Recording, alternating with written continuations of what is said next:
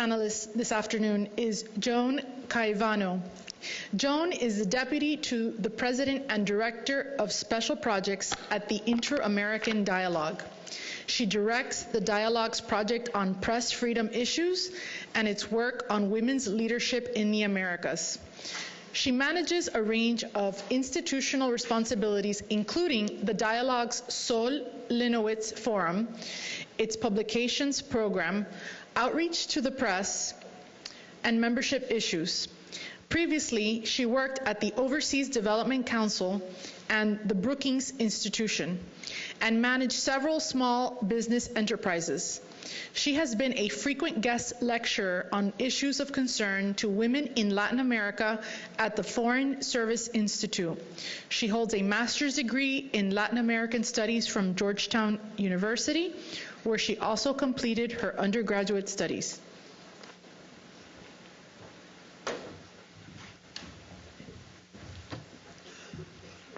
Thank you very much for the introduction, and I also would like to thank Frank Mora and Pedro Rodriguez and Florida International University and the Foundation for Human Rights in Cuba for the invitation. And I have to say, I think I am the most humbled of anyone by all of the preceding speakers, especially being the last. And I'm going to take my inspiration from Gloria, take her risk, and go through with this, even though she's a hard act to follow, as are the others who preceded me. The title of the panel, my sense of the meeting, led me to organize a presentation about the work that the Dialogue has done. The Inter-American Dialogue works on a range of issues. We have a mission to promote democratic governance, prosperity, and social equity in Latin America. We're made up of 100 members, distinguished citizens throughout the hemisphere. And one of the initiatives that we carried out in the 90s, early 2000s was a network of women leaders, and one of the main goals of that network was to pull together information and put out publications and reports to hold governments accountable to the commitments that they've made to women at international forums and such. And I continue to believe that kind of work is important. The more I speak to women's feminist leaders and NGO operatives throughout the region, I realize how important these international conventions are as tools for them and their work holding their own governments accountable. So today I thought I would talk about the great gains that women have made in politics. This has been obvious now after everyone has spoken, so I'll try to rush through that part. And also the particular successes that we've had in the Department of passing laws, with the caveat always that laws are one thing and implementation is another. But let's start. Oh, and then I will end up with what I consider the unfinished agenda. And I will only focus on reproductive rights, but the other important part of that unfinished agenda, I think, is violence against women. I left that to earlier panels and earlier speakers who certainly covered that topic, but I think reproductive rights needs some attention. It's going to be hard for you to read this, but in any case, this slide traces the progress that women have made in terms of their representation in Congress and in ministerial positions from I think from 2000 through 2015. And it is just spectacular. Now women represent 26% of Congresses in the region. This is above the global average of 22%. Of course, it isn't up to the Nordic percentage of 42, but it is still much, much better than the United States has accomplished. And it's interesting to see, though, that there is no correlation between success in this democratic advance of having more women and more equity in political representation. There's no correlation between that and the economic development of the countries. So, and also it's interesting to note that women have made these gains in the legislative branches, even at the local level, but not so much in the executive branch, although, again, I think as Carmen said, it is pretty amazing that in our region there have been several women heads of state, which we can't say for most other regions, and certainly not my country. But one of the reasons that, that is one of the factors behind the success of women in the legislative branch are the quota laws. And in fact, there are 16 countries that have passed quota laws. There were 17. Venezuela had passed a quota law in 1998, but it was rescinded when Chavez came to power in 2000. So there are only 2 countries in the region without them, Guatemala and Venezuela. Now, and you'll see, if you can see, the before and after percentages. These laws are effective in some countries and not in others. For example, Costa Rica went from 14% before the law passed to almost 40%. The same with Argentina, from 6 to 40% after the law passed. And they have a law both for the Senate and for the lower house. So what factors explain the discrepancy in success of these laws? Well, there are basically 3. First, the law has to be obligatory, and here we go back to enforcement and implementation. There should be some sort of penalty for not complying with the law. Some of the laws are just suggestions for political parties, but they're not mandatory. Second, they work best in closed-list systems. And in those systems with a greater number of candidates on the list. And finally, to be effective in a closed-list system, there has to be a placement mandate saying where women are placed on those lists. Like in Argentina, for example, every 3rd slot has to be occupied by a woman so that they're not clustered at the bottom where they have no chance of getting elected. And then besides quota, Anyway, besides quota laws, there are other factors that account for women's promotion into power everywhere.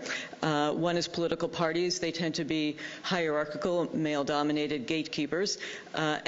Any group that's in power generally jealously guards their power and to keep outsiders out, and that's women happen to be outsiders in this realm. So political parties need to become more democratic.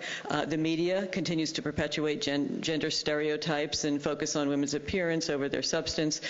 Campaign financing, we know women make less money than men. It's harder for them to access credit, so it's harder to finance their campaigns. And then the ubiquitous, talked about a lot, gender role in the family. I mean, that's the hardest nut to crack. It is something that women assume. This is what they want to do. In fact, oftentimes balance both home and career, but it can be made easier with certain public policies. So that remains an issue. And then talking about all of this, this is a quote about the use and importance of quota laws, and I thought it was interesting because some women themselves are not in favor of quota laws because it takes away the sense of a meritocracy. But in any case, in order to get beyond the hierarchical political parties, it seems to be necessary. This is a slide out of order. And then this is the question I wanted to ask, does it matter to have women in power? And I think someone else made reference to this question.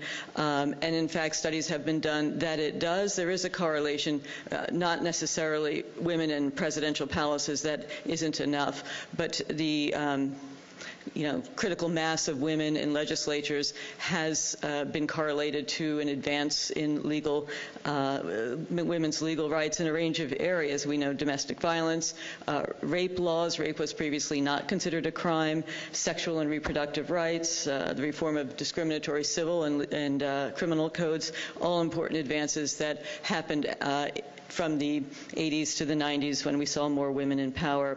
But again, it's not enough. Women owe their primary allegiance to their political parties, to their constituents, to their mentors. So if there's a conflict between the interests of the party and the women's alliances that they may belong to, the party would usually win out. And then I have this slide just to show the countries and the years that violence against women laws were passed. This is an example of a great success story for women in the region. Legal rights in Latin America, with the exception of abortion law, are quite advanced and very progressive. Constitutions, criminal codes, labor law reflect principles of gender equality. But the key challenge, of course, is to implement them. I would say, well, I think I'll get into that a little bit later. But let me see. The other point I wanted to make about violence against women laws is that this topic was not spoken of until quite recently, and I think that's an issue that I want to keep in mind when we turn to reproductive rights, because the fact that the violence against women, domestic violence, became a topic that was discussed in legislative chambers and in the media, it helped push things like violence against women laws, police stations, and other things. Not enough has been done, but it was important to get it out there in the public discourse, and it accounts for some of the success we've seen.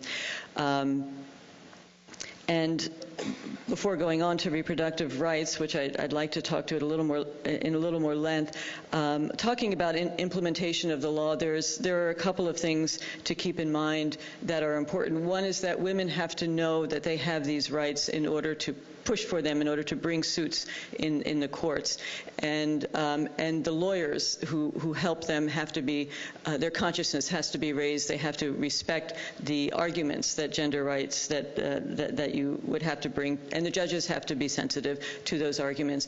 Those things, those elements, those factors had been missing for a long time, and I think now they are in place. The women's movements, NGOs have worked a lot to raise the consciousness and training of judges and lawyers. And an important thing, women themselves are entering the legal profession. I mean, more than half of law school classes are comprised of women. I think Carmen mentioned the percentage of judges even at the higher levels.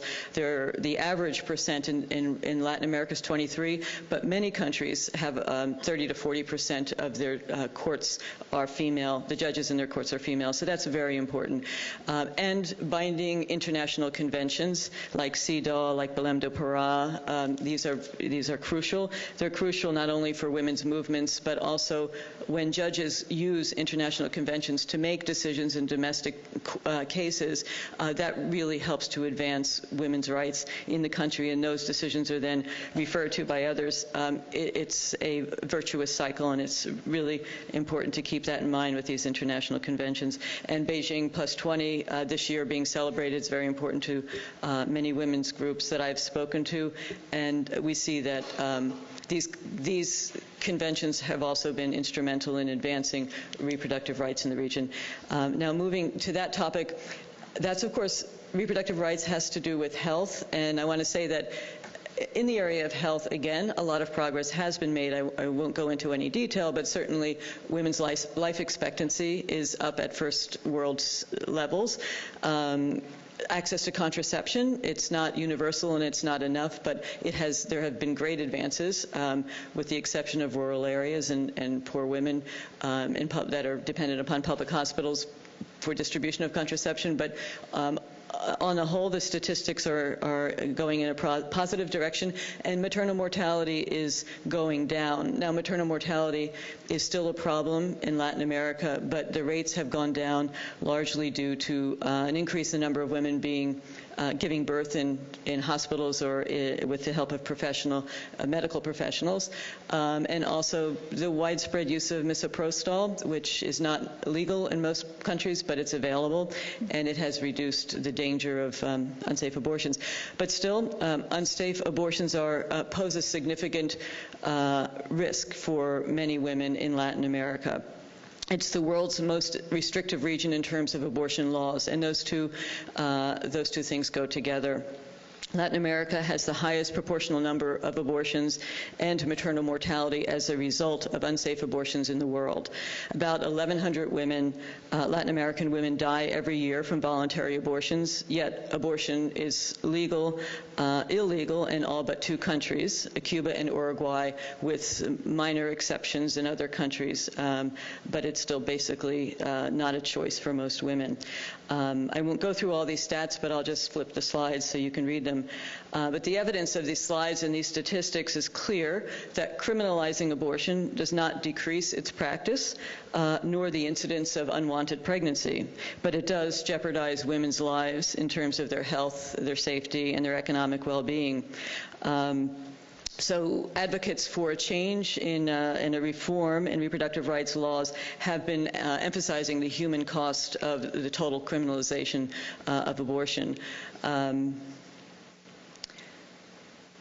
And here's a slide that shows where we are in terms of the laws and the permissiveness and the exceptions that are available to women who are seeking abortions. The one minor change on this, the Dominican Republic has recently, I think it went through their legislature, 3 exceptions to the total ban on abortion, or the president signed something and it still has to be approved by the legislature. It's in progress. It's not there yet, but they will probably move up. And of course, Chile is in the process of making a change to its laws, but we'll see where that ends up. But I want to talk about this issue just as an example, as I said, of the importance of international conventions and use of the media and women's movements aligning with international forces and with other sectors in society like lawyers, doctors, to bring attention to the issue, to change people's understanding, to raise their consciousness of the impact of the issue on women and particularly girls who become pregnant and are faced with the choice of seeking out an illegal and unsafe abortion or going through with a pregnancy, which is unthinkable and for many young women.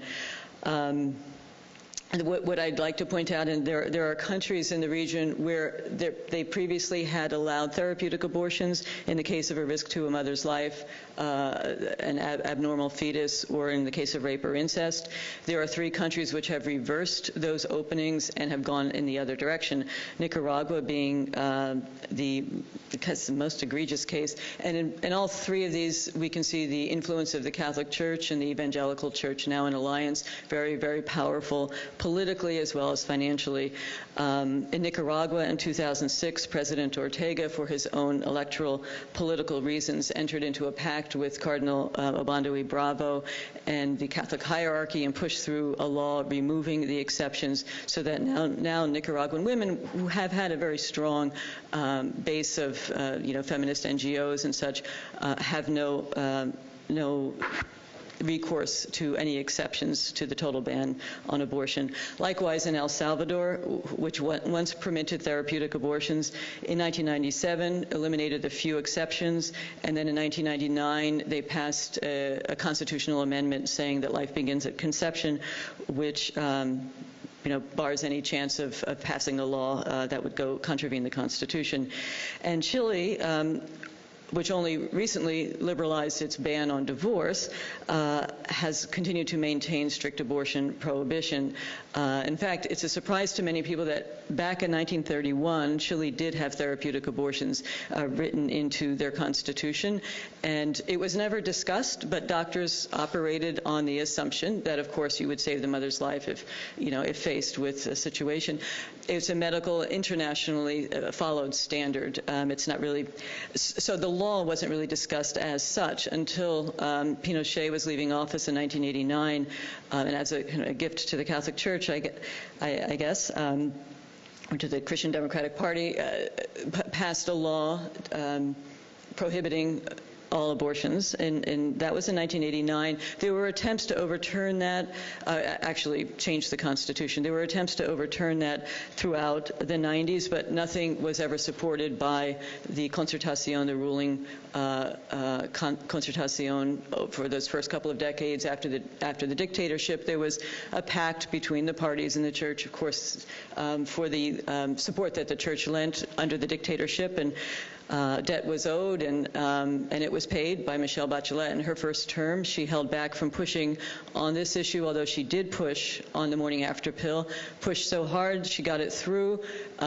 It was brought to the Supreme Court and contested, I think, on 2 occasions, and the court found in favor of the law that Michelle Bachelet had pushed through. So morning after pill is available in Chile, which is an achievement of her first term, and now we see in January she presented a bill that would allow abortion in 3 cases, save the life of a mother, a malformed fetus, and in the case of rape.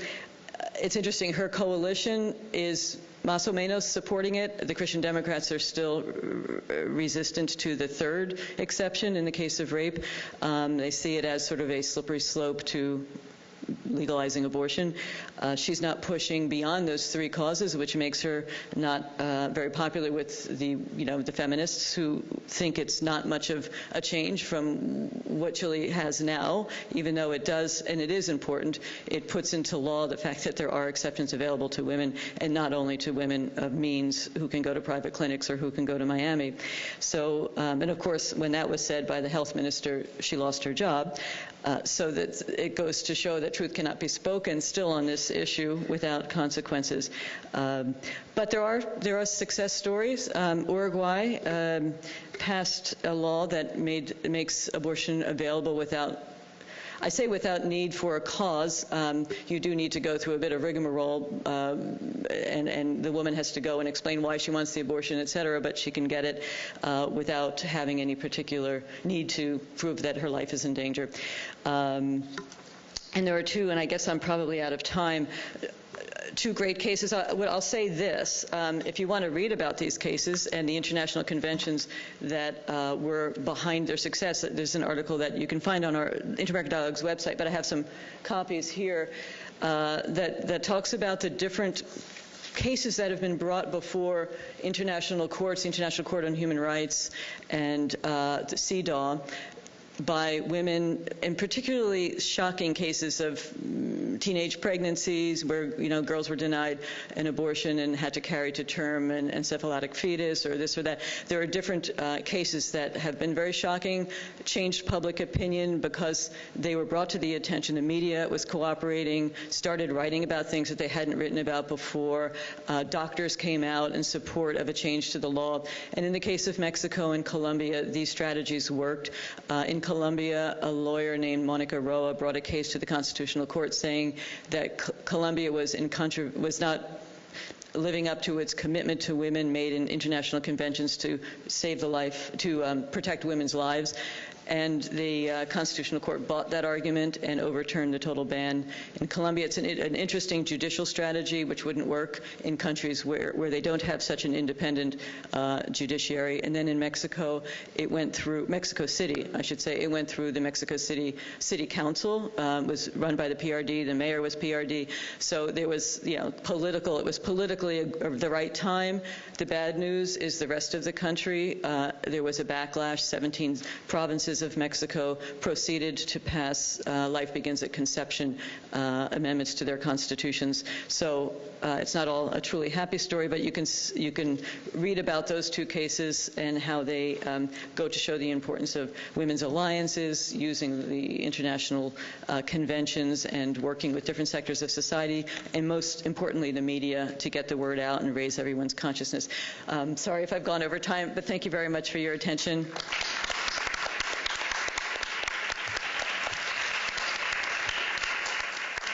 And it's been a great pleasure to be here. Thanks for inviting me.